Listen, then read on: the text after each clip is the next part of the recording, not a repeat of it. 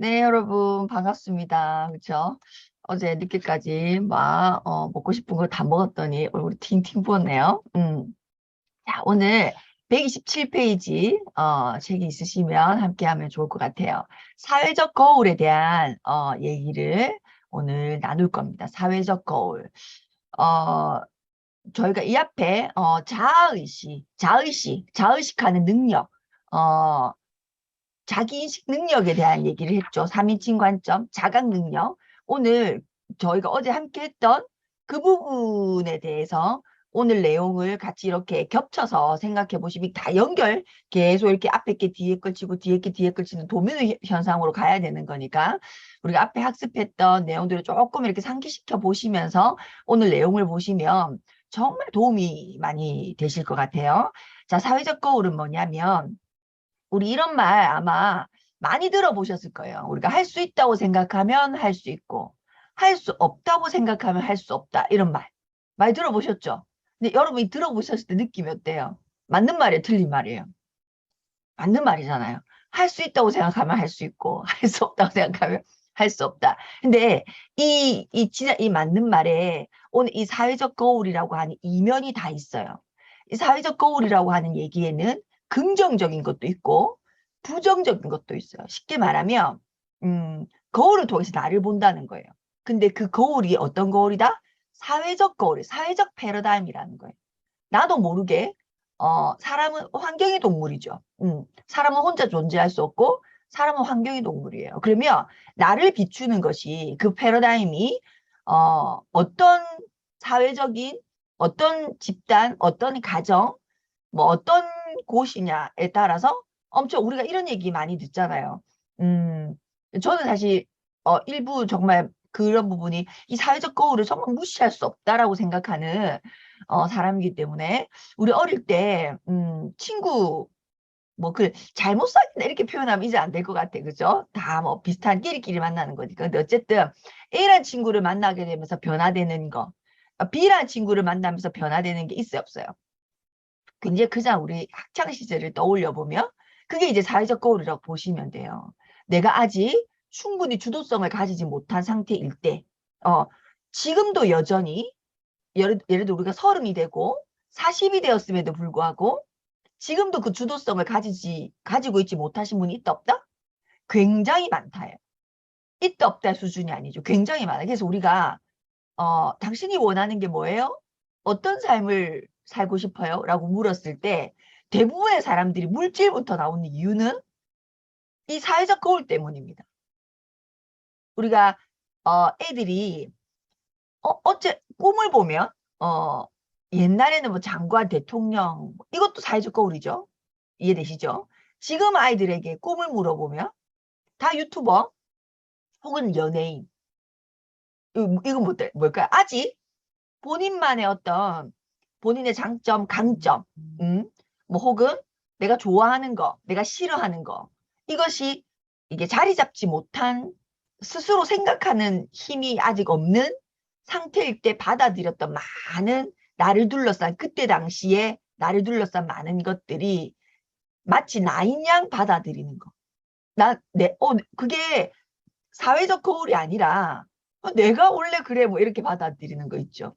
그래서 여러분 둘러싼 그 어떤 패러다임이 할 수 있다라고 생각하는 패러다임이면 할 수 있고 그렇죠? 그런 존에 여러분이 계셨으면 할 수 없다라고 끊임없이 얘기하는 공간이나 존에 사람들 속에 여러분이 있으면 할 수 없다는 거죠. 그래서 이 사회적 거울이 얘기해 주는 게 굉장히 큰데 이게 할 수 있다고 생각하면 할 수 있다는 거는 또 다른 말로 뭐냐면 평가의 마법이에요. 엄청 긍정적인 거죠. 평가의 마법. 실질적으로 이 사람은 할 수 없는 사람이야. 그런데 계속 할 수 있다, 할 수 있다, 할 수 있다, 할 수 있다 이런 평가의 마법. 엄청난 마법이 이렇게 뭐 손이 마법이라고 치면 이렇게 마법이 걸려 있는 상태인 거죠. 그럼 이 친구는 예를 들어 이런 거 생각해 보세요. 우리가 대표적으로 닉 부이치치 같은 사람. 닉 부이치치 같은 사람. 팔도 없고 태어나기를 팔도 없고 다리도 없이 태어났어. 팔도 없고 다리도 없어. 갖고 있는 거는 머리와 몸통밖에 없어. 정말 이렇게 머리와 몸통, 팔이 없고 다리가 없어요. 근데 평가의 마법. 할 수 있다, 할 수 있다, 할 수 있다, 할 수 있다. 환경에 산 거죠. 부모님이 그런 사람이었어. 그 친구가 본인의 어떤 객관성, 주도성, 본인의 이런 게 형성되기 전에 할 수 있다 이 평가의 마법 속에 살다 보니까 성인이 됐어요. 이제 뭐 고등학생 정도 되었을 때 골프를 치고 수영을 하고 다이빙을 하고 이런 거 느낌이 오십니까? 평가의 마법. 엄청난 거죠. 근데 멀쩡해. 예를 들어 멀쩡해. 근데 뭘 해도 나는 못해. 나는 안 돼. 뭐 때문에, 뭐 때문에, 뭐 때문에. 이러신 분 보셨어요? 있죠? 자기 스스로를 할 수 없는 사람이라고 전제시켜 놓고 시작하는 사람들. 그러니까 내가 할 수 있는 것이 진짜 100이면 10 정도로 만족해버리는 거죠. 나 충분히 했어, 이렇게. 자기가 할 수 있는 건 100인데 10으로. 근데 닉 부이치치 같은 거는 자기가 할 수 있는 게 100인데 1000으로, 1000의 삶을 사는 사람도 있고. 그러니까 이 사회적 거울이 주는 양날의 칼이 있다. 무조건 나쁘다 이것도 아니에요. 무조건 좋다 이것도 아니에요.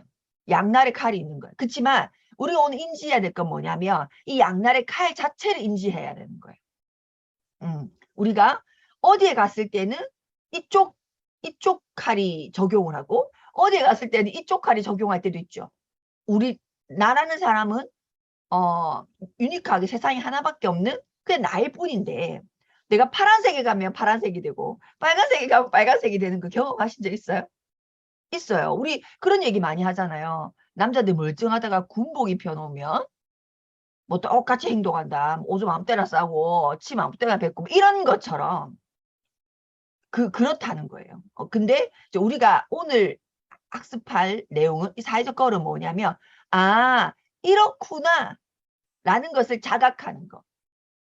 자, 사회적 거울이라고 하는 패러다임 자체를 제3자의 입장에서 어제 우리 한 거 제3자의 눈으로 나라는 사람을 쳐다볼 수 있는 거. 그래서 내가 이때는 이랬구나 저때는 저랬구나를 여러분 스스로 인식하는 거. 그게 중요합니다. 그래서 사회적 거울은 굉장히 긍정적일 때는요. 평가의 마법. 평가의 마법. 이게 부정적일 때는요. 사회적 압력이에요.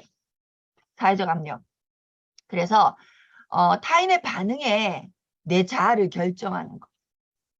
타인의 반응에. 근데 이 타인의 반응이 아까 말한 것처럼 좋을 수도 있고 그죠? 내가 생각했던 것보다 나를 내 가치를 더 예를 들어 높이 좋을 수도 있고 뭐 이럴 수도 있고 우리 어릴 때 뭐 경험들 한 번씩 있을 수 있어요.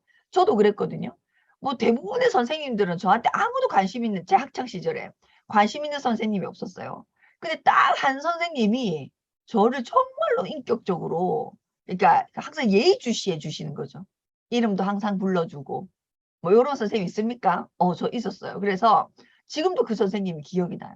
그래서 내가 딴 거는 성적이 엉망진창이었는데 그 선생님 과목만 죽을 똥 살똥 해가지고 성적이 굉장히 좋았죠. 항상 만점. 그 뭡니까? 이것 때문인 거예요. 이런 거. 그래서 요걸 이제 잠깐 그 생각해 보시면 내가 그 과목을 그렇게 만점을 받았을 정도면 다른 것도 만점 받을 수 있는데 또 그 생각은 못해. 그 생각은 못해.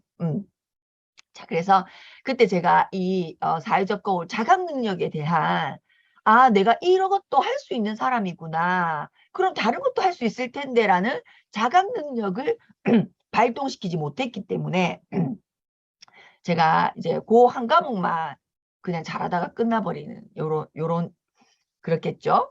여기서 보시면 타인의 반응이 내 자아를 결정하기 때문에 이 타인의 반응이 내 자아를 결정해버린 순간 자각 능력에 오류가 생기죠. 원래 나라고 하는 사람을 3인칭으로 내가 봤을 때 나는 A라는 사람인데 내가 타인의 반응에 예를 들어서 그의 반응이 그가 나를 쳐다보는 타인이 박주희를 봤을 때 너 못생겼잖아 라고 하는 반응에 내 자아를 나는 못생겼는갑다 라고 결정해버리면 이 내가 나를 보는 자각 능력에 오류가 생긴다는 거예요. 그렇죠. 그래서 이 자체를 인지하는 게 중요하다. 자, 우리가 이런 얘기 굉장히 많죠.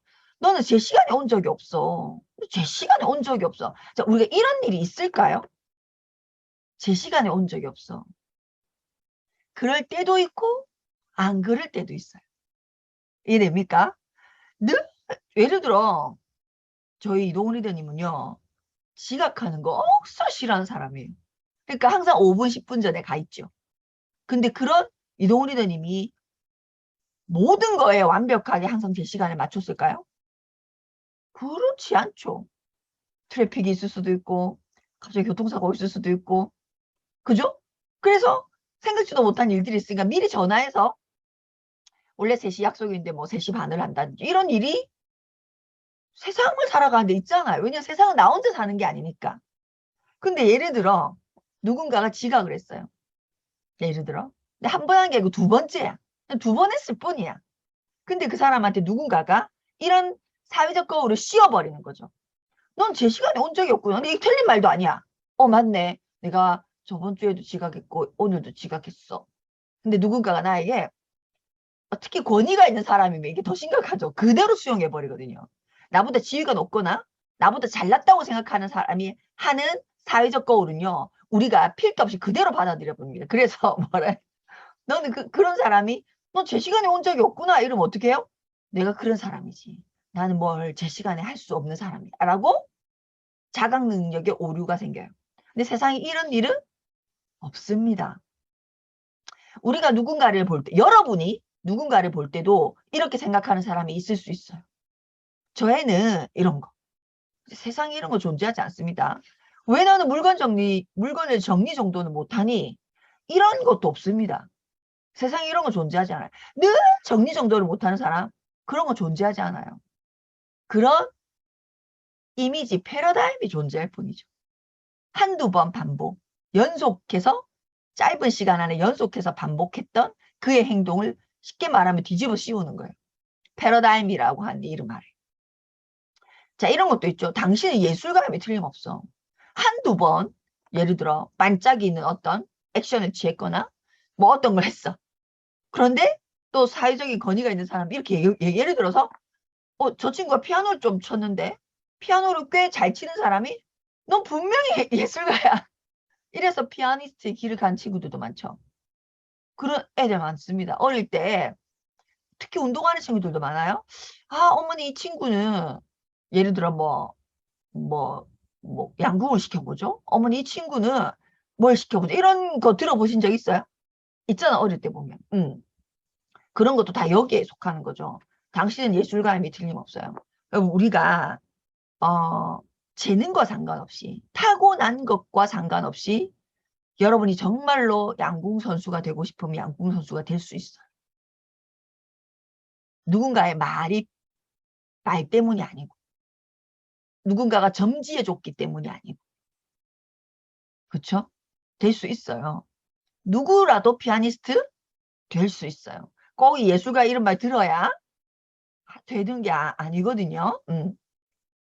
자, 당신이 이겼다는 것을 믿을 수가 없고 뭐 이런 거 네가 100점 맞았다고 뭐 이런 얘기잖아요. 그죠? 이런 것도 있을 수 없어요. 누구나 이기고 누구나 집니다. 누구나 이기고 누구나 져요. 근데 당신이 이겼다고 믿을 수 없어.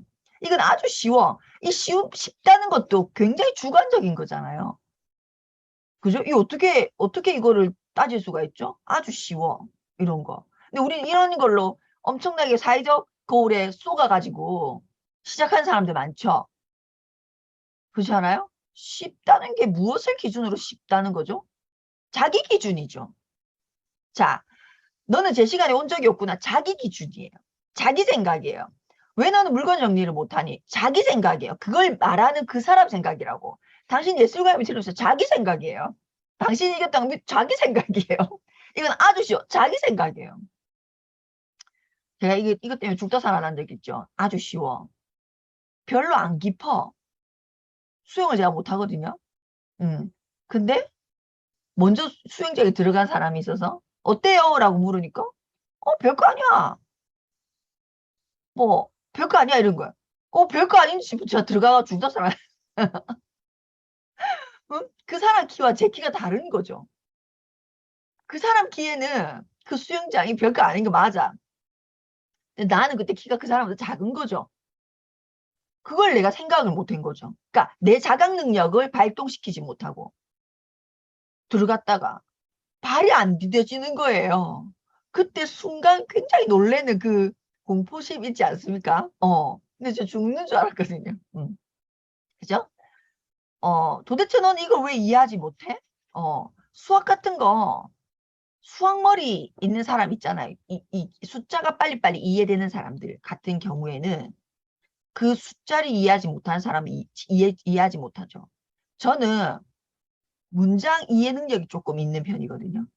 그러니까 글을 읽으면 예를 들면 그 글이 글로 끝나지 않고 조금 파장되는 게 있어요. 이 말이 이 말일 수도 있고 이 말일 수도 있고 이 말일 수도 있고 이런 게 있어요. 연관이 된단 말이에요. 생각이 나고. 근데 그 말을 곧이곧대로 받아들이는 사람들이 생각보다 많죠. 그럼 저는 느낌이 어때요? 이걸 왜 이렇게 생각하고 받아들이지? 라는 생각이 들어요. 제 생각인 거예요. 이해되시죠? 그래서 세상에는 이렇게 세상의 사람이라고 하는 것은 어떤 한 존재로 태어나서 한 존재로 가만히 있지 않는다. 그게 포인트예요. 근데 이 사회적 거울은 네가 코끼리로 태어났잖아. 그럼 넌 죽을 때까지 코끼리야.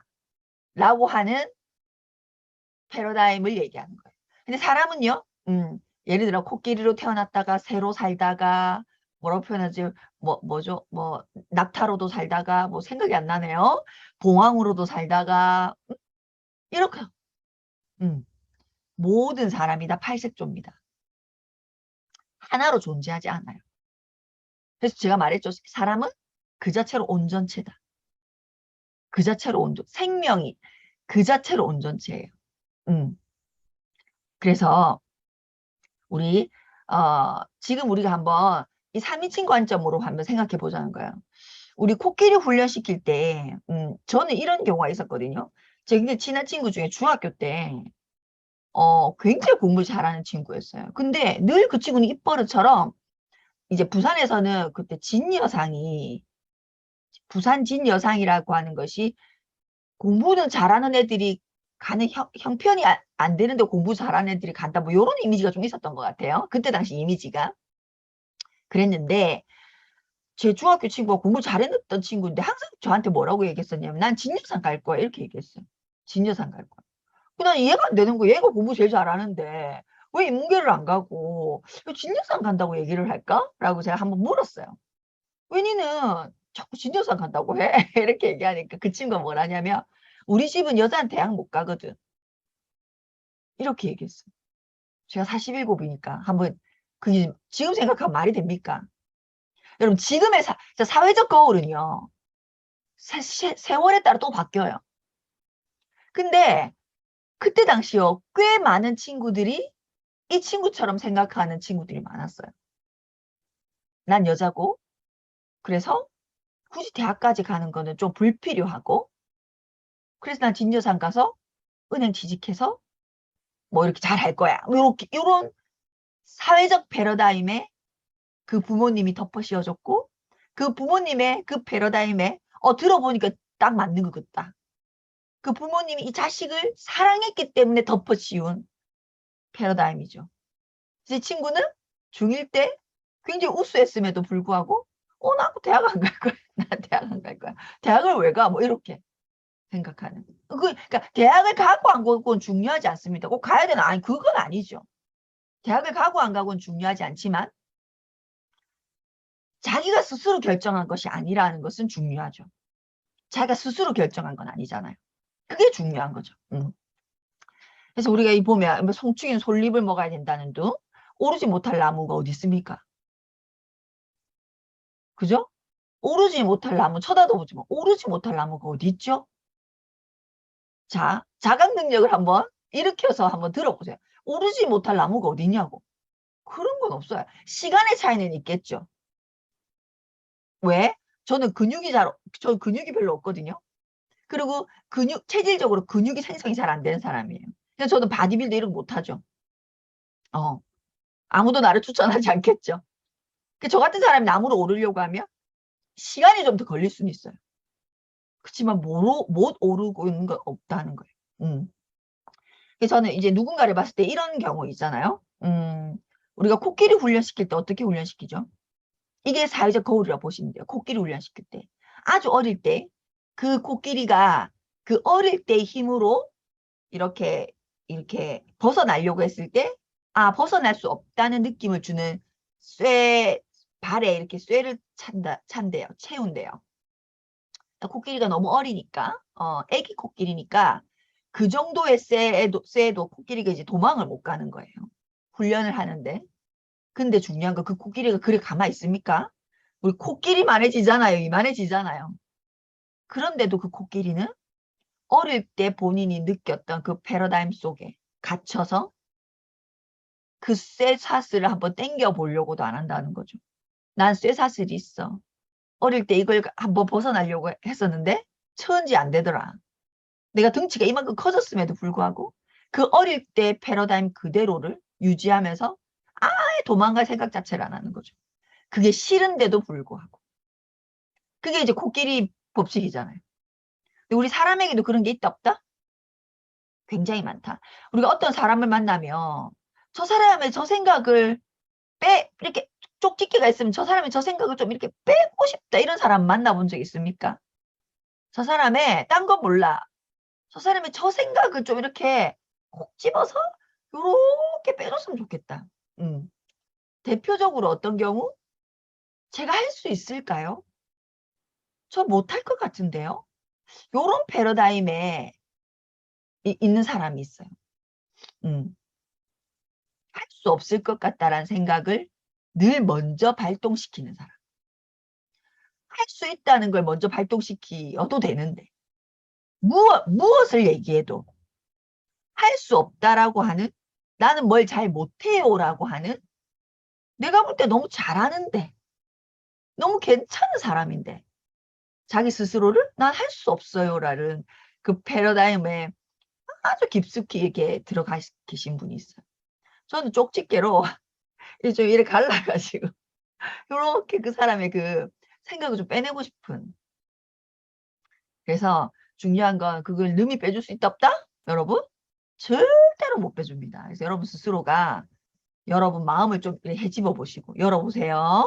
머리도 좀 열어보시고 영혼도 좀 열어보셔서 요거 좀 빼자. 스스로 요거 좀 빼자. 요거 좀 빼자. 이렇게 좀 빼세요. 빼세요. 여러분이 생각했을 때 마음에 들지 않는 어떤 구성, 사실일지라도, 여러분 이게 중요합니다. 사실일지라도. 왜냐하면 평가의 마법이라고 했죠. 난 정말로 진짜 요리를 못해. 그렇죠? 근데 요리를 진짜로 못하는 사람이 자기는 요리를 못한다고 생각해. 근데 쪽집게로 빼냈어. 그 사람이 요리를 해. 쪽집게로 빼냈으니까. 그러면 훌륭한 요리사는 못 될 수 있어요. 이렇게 미각이 뛰어나가지고 막 끝났어. 이거는 못 될 수 있지만 정말 요리를 못할까요? 그건 아니라는 거예요. 이해되세요? 누구나 장점이 있고 단점이 있어요. 그 제3의 입장에서 보면 돼요. 알면 돼요. 인지하면 돼요. 그래서 나의 장점을 강화시킨 것이 강점입니다. 나의 장점을 강화시킨 게, 훈련시킨 게 강점이라고. 그래서 강점은 만들어지는 겁니다. 타고난 거 없어요. 장점과 단점. 난 다리가 짧아. 단점이죠. 어떻게 보면. 난 모델을 하고 싶은데 내 다리가 짧아. 그건 단점이죠. 그죠? 내가 모델을 하고 싶은데 예를 들어 내가 늘씬해 다리가 길어. 그건 장점이잖아요. 내가 하고 싶은 거지 장점.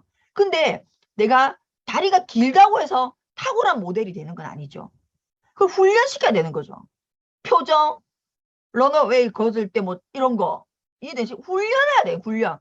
장점은 훈련시킨 것이 강점입니다. 그런데 나는 이것도 못해 저것도 못해 저것도 못해 저것도 안 돼 이것도 안 돼 이러면 정말 그런 게 존재할까? 제가 아까 말했죠. 제 시간에 온 적이 한 번도 없다. 이런 사람 존재하지 않는다고요. 무엇이든 다 못하는 사람이 있을까요? 없다고. 그런 사람이. 뭔지는 몰라도 있다고. 진짜 1000% 있습니다, 여러분. 너무 오래다. 자, 그걸 이해했죠? 자, 이러한 견해들 사실이 아니라는 거예요. 누군가의 생각, 의견이라는 거예요. 견해들은 삐뚤어지고 균형을 잃은 것이다. 균형을 잃은 것이다. 우리는 장점도 있고 단점도 있고 누구나 장점만 있고 단점만 있는 사람은 없어요. 누구나. 그렇죠? 자, 우리의 모습을 있는 그대로 반영하기보다는 누군가의 생각, 의견이 투사된 것이다. 어떤 이제 이러한 견해를 가진 사람들이 우려. 특히 제가 말했죠. 우리가 가장 사랑하는 사람에 대해서 이 우려가 큽니다. 왜? 사랑하기 때문에. 이런 경우도 있죠. 저는 이런 경우를 봤거든요. 엄마가 막 버스 정류장에서 발을 동동 구르는 거예요. 제가 버스 정류장에 있는데 너무 발을 동동 구르고 막 이렇게 막 체크를 하고 막 이러길래 막 걱정하니 무슨 일이네. 진짜 저도 약간 오지랖이 있잖아요. 혹시 무슨 일 있으세요? 라고 물으니까 그 엄마 말이 진짜 과간이었어요. 자기 애가 고등학생인데 자기가 태워주고 했는데 어쩔 수 없어 대중교통을 타라고 한 거예요. 근데 이 아이가 그 자기 집 앞에 정류장에 제대로 내릴지 못 내릴지 스쳐 지나갈까 싶어가지고 그 앞을 무슨 버스가 올 때마다 막 이렇게 눈을 이렇게 쳐다보고 있는 거예요. 중요한 건 그게 유치원생이나 초등 저학년이 아니라 고등학생이었다는 거죠.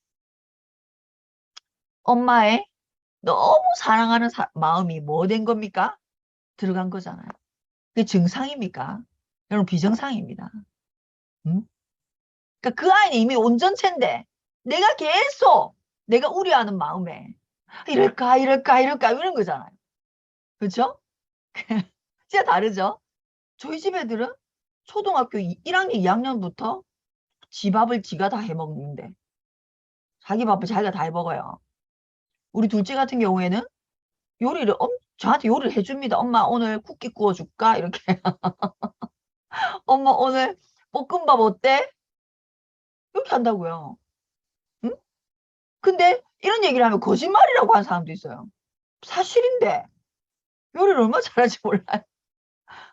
그래서 제가 그랬어요. 우리 유난 요리하는 게 즐거워? 어때? 뭐 이제 물론 엉망진창을 해놓는 건 있어요.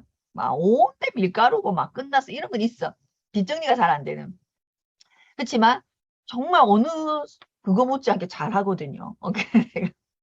아무튼 그렇다는 거 이해되시죠? 이제 진도 나갈게요. 그래서 이 우려와 성격적인 결함, 내가 부족한 거예요. 자, 이거 보세요. 이 중요하니까. 내가 내 자식을 너무 사랑해. 근데 나는 내가 칼질이 너무 서툴어. 내가 칼을 잡는 게 무서워. 예를 들면. 그러니까 어떻게 한다고요? 나의 결함을 이 아이에게 투사시켜버리는 경우. 절대 칼 잡으면 안 된다. 알겠나? 뭐 이런 거 있잖아요. 자기가 두렵고 못하는 거를 자기가 가장 사랑하는 사람에게 투사시킨 경우 굉장히 많습니다. 이게 내가 그의 사회적 거울이 되어버리는 거죠. 그러면 안 되는. 그 아이 자체를 봐야 되는데. 예를 들어 우리가 아이에 대해서 그런 경우가 제일 많거든요. 엄마들이. 자, 이해했을 거라고 보고. 자, 사회적 패러다임은 주위의 환경 조건에 의해 물들고 있고 조절되어 있다. 갇혀버려 있다는 거예요. 우리가 나라고 하는 사람이 사회적 패러다임 안에 갇혀 있는 거예요. 갇혀 있는 거. 감옥 같은 걸 한번 생각해 보세요. 내가 감옥 안에 있는 거. 어떤 패러다임 감옥 안에 있는 거예요. 그러면 뭐를 잃게 됩니까, 여러분? 그런 사람이 주도성이 있어요, 없어요? 없죠. 주도성이 없는 상태죠. 주도성이 없는 상태에서의 사람들이 제일 많이 하는 말이 뭔지 압니까? 여러분 인지하셔야 돼요. 나는 원래 그래. 원래 그래. 원래 그런 건 없어요. 여러분 원래 그래. 가만 생각해 보세요. 여러분이 응애하고 태어났을 때 원래 그런 게 뭐가 있죠? 여러분이 자식 생각하지 마봐. 여러분이 응애하고 태어났을 때 원래 그랬던 게 뭐가 있었죠? 없어요. 없다니까. 그러니까 원래는 없어요. 그런 거 존재하지 않아요. 이거 오늘 굉장히 중요한 별표 100개. 원래는 없어요. 원래 강원래밖에 없다죠. 원래는 없다고. 자, 그렇습니다. 그래서 이런 거 주도성을 잃었을 때 내가 이 사회적 거울에 갇혀 있고 그래서 내 주도성을 잃었을 때 우리는 난 원래 그래. 나 원래 그런 사람이야. 나 원래 그래. 뭐 이런 거. 이런 거. 처음부터 이런 건 없다는 거예요. 원래 이런 거 없습니다. 자, 그렇습니다. 그래서 결정론. 인간의 본질을 설명하기 위해 널리 수용된 이론 세 가지. 이 결정론이 뭐냐면 유전적 결정론, 심리적 결정, 환경적 결정. 그러니까 유전, 우리 조상부터 내가 어쩔 수 없다는 거예요. 내가 매일 늦게 오는 거는 이 조상부터 대대로 뭐 이런 거 있잖아요. 뭐 이런 거. DNA 속에 그 기질이 있다는 거. 이게 100% 틀렸다는 없어요. 아니죠. 그렇지만 일부예요. 일부. 심리적 결정론. 부모님에 의해서 결정됐어. 부모님이 나를 이렇게 키웠어. 이런 거. 뭐 제가 시간이 길어져서 자 저는 제가 어렸을 때 저희 친정집은 식당을 했거든요. 그럼 저희가 해야 될 일이 뭐냐면 술병 혹은 콜라병, 사이다병 이런 거를 이제 뭐 한 일주일이나 이렇게 한 달 단위로 이렇게 빈병을 이렇게 그죠 탁탁탁 넣는 거 있죠. 거기 잘 보관했다가 그거를 이 마트 같은 데 갖다 주면 공병당 얼마 가격을 쳐서 돌려줘요. 그러면 이제 거기서 밀가루를 산다든지 그 이제 포인트로 주니까 그 집에서 뭘 산다든지 이렇게 하는 행위를 제가 어릴 때 항상 이렇게 반복했었거든요. 굉장히 무서운 건 제가 어릴 때 저희 친정엄마가 병원 생활을 많이 했거든요. 근데 그 주도 이 공병을 정리를 해야 되는데 저희 친정엄마는 병원에 입원해 있는 상태였어요. 그러니까 제가 혼자 해야 되는 거죠. 근데 이모가 도와준다고 좀 저희 집에 와 있는 상태였어요. 이제 엄마가 아프니까 입원해 있으니까 저희 이모가 엄마 동생이 그래서 너무 웃긴 게 제가 이제 막 공병을 제가 정리해가지고 이렇게 막 낑낑대면서 이제 그 늘 가던 곳에 갔는데 제가 그랬어요. 이모 여기 말고 저 D 큰 마트 이 A 마트 말고 B 마트 가자 이렇게 얘기한 거예요. 그러니까 우리 이모가 왜 그냥 앞에 근처에서 빨리 가까운 데서 공병 주고 빨리 일을 하자는 거예요. 빨리 처리하자는 거예요. 그래서 제가 뭐랄게요. 이모 뒤에가 훨씬 포인트를 더 많이 주거든요. 이렇게 얘기했어요. 근데 제가 그게 내가 정말 알뜰하고 살뜰하고 주도적이어서 그랬던 게 아니라 저희 친정엄마가 늘 저한테 보여줬던 모습이에요. A마트와 B마트가 있는데 지금은 A마트 가야 된다. 지금은 B마트 가야 된다. 항상 저희 엄마가 저한테 오늘 공병 얼만겨? 이런 물어보면 제 기억이 너무 나요. A마트에 문을 쫙 내리고 오늘 공병 얼마 쳐주는겨? 물어보는 거예요. B마트 가서 오늘 공병 얼마? 가격이 틀려요. 그런데 그 가격 차이가 몇 원이에요. 몇 원. 10원도 차이가 안 나. 몇 원 차이 나. 근데 저희 친정엄마는 항상 물어보고 두 군데 중에 싼 데 가서 공병을 정리를 했거든요. 근데 제가 그게 뭐가 됐다고요? 똑같이 행동하는 거예요. 내가. 근데 그때는 저는 몰랐어요. 집으로 돌아오는데 아이고 무섭다. 주희야 무섭다. 이러는 거예요. 내가 뭘 무섭다는 거지? 니 어째 너희 엄마랑 똑같노? 이러더라고요. 그 말에 제가 내가 우리 엄마랑 똑같았구나 알았어요. 이런 경우도 있죠. 그렇지만 100%는 아니라고. 그렇죠? 심리적인 거, 환경적인 거. 세상이 뭐 IMF 이런 거. IMF에 대학 들어갔던 친구들, IMF에 취직하려고 했던 친구들 사실 굉장히 어려웠던 건 사실이죠. 뭐 이런 걸 얘기하는 거예요. 이런 걸로 나는 원래 그래를 얘기한다. 근데 그런 건 운명론이다. 그런 건 없다는 게. 여기 보세요. 129페이지 그림이 진짜 중요합니다. 일어나는 일과 그 일어나는 일에 반응하는 나 사이에 공간이 없죠. 반사적인 거죠. A라고 하면 딱 이렇게 A-로, B라고 하면 B-로, C라고 하면 C-로 매뉴얼대로 나라고 하는 사람의 생각이 돌아가서 마음이 돌아가서 케이스 바이 케이스가 아니라 반사적으로 움직이는 거. A 하면 A-, B 하면 B-, C 하면 C- 이렇게 여러분 하고 있는 게 있다 없다? 있습니다. 오늘 그걸 찾아보세요. 나는 어떤 일이 일어났을 때 내 머리를 굴려서 내 머리를 작동시켜서 내 마음을 통과시켜서 반응하는 것이 아니라 그죠? 즉각적인 반응을 한다. 즉각적인 반응. 이게 어떤 게 있는지를 한번 오늘 숙제입니다. 체크해 보시는 거. 선택권이 없다라고 생각하는 거거든요. 즉각적인 반응. 이게 제일 중요해요. 즉각적인 반응하는 거. 난 조절할 수 없고 난 선택할 수 없고. 근데 이 책에서 뭐라고 얘기했죠? 이렇게 반사적 모드, 즉각적으로만 우리가 행동하는 사람이라면 이 책을 읽을 필요가 없어요. 왜? 우린 변화될 수 없거든요. 근데 스티븐 코비가 뭐라고 했죠? 사람은 변할 수 있다, 없다? 변할 수 있다. 어떻게 변할 수 있는데? 그게 이제 나오는 거예요. 이제부터. 다음 시간부터 나옵니다. 그래서 오늘은 내가 나도 어쩔 수 없어. 내가 어떻게 할 수 있는 게 아니야. 이거는 내 영역이 아니야. 나에게 선택권이 없어. 라고 생각했을 때 즉각적인 반응을 하거든요. 그렇게 내가 어떤 부분에서 즉각적인 반응을 하는지를 최소 한 개 이상 찾아보시는 오늘 하루가 꼭 되셔야 되는 게 숙제입니다. 아시겠죠? 즉각적으로 반응. 나도 모르게 반응해버리는, 반응이 먼저 나가버리는 일들이 분명히 있을 거예요. 그래서 그걸 한번 찾아보셔서 왜 내가 이렇게 즉각적인 반응을 하는 이게 생겼지를 여러분을 투사해 보세요. 여러분이 이탈하셔서 제3의 눈으로 왜 나는 이렇게 이 일에 즉각적으로 반응하지를 투사해 보시는, 생각해 보시는 오늘 하루가 되시면 좋을 것 같아요. 자, 그럼 내일부터, 사실 진짜 중요한 게 내일부터 나옵니다. 내일 우리 다시 만나요. 오늘도 좋은 하루 되세요.